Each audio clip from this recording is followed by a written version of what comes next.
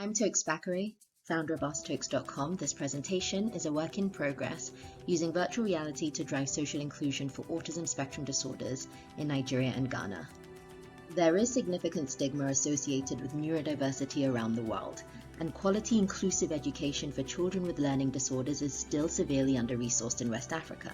We set out to deliver an experience that leads to better attitudes and behaviors towards neurodiversity, and we believe this can reduce the associated stigma and promote pro-social behaviors.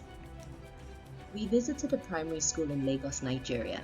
The head of the school was committed to inclusive education, so we met with Mrs. Kemi, a passionate grade 1 teacher in her 30s who had been at the school for 4 years. She taught a class of 15, including 2 neurodivergent children. When Mrs. Kemi took off her headset, the look in her eyes was one of shock, sadness, and deep concern.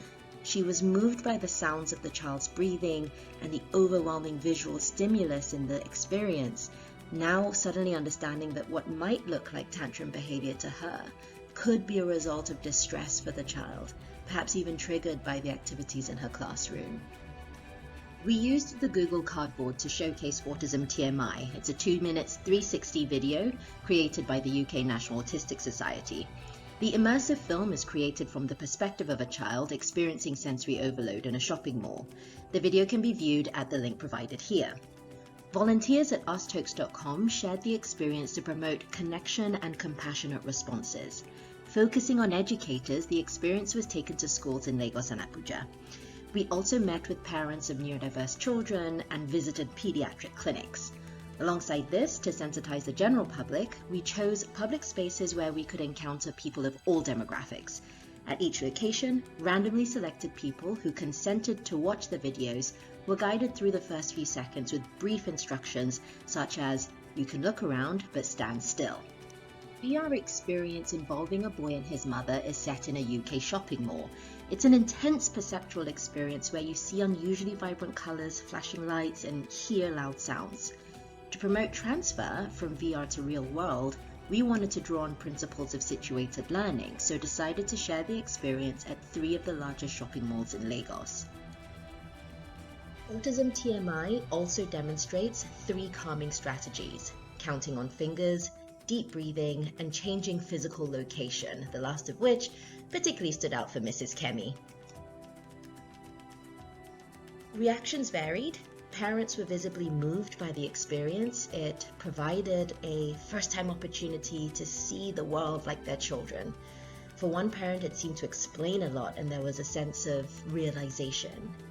Teachers reacted with empathy, curiosity, and understanding.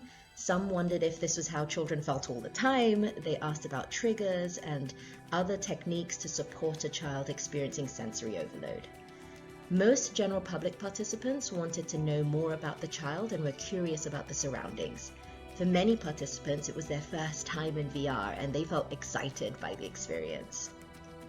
We seek to create a world that understands autism. We have reached over 1,000 people in Lagos, Abuja, Enugu, and Accra. After the perspective-taking exercise, people expressed more understanding about sensory overload experiences. They also showed more positive attitudes towards caring for and educating children with autism. When one man, after his experience, spoke to us in Yoruba, asking for help for his young nephew, 2 things became clear.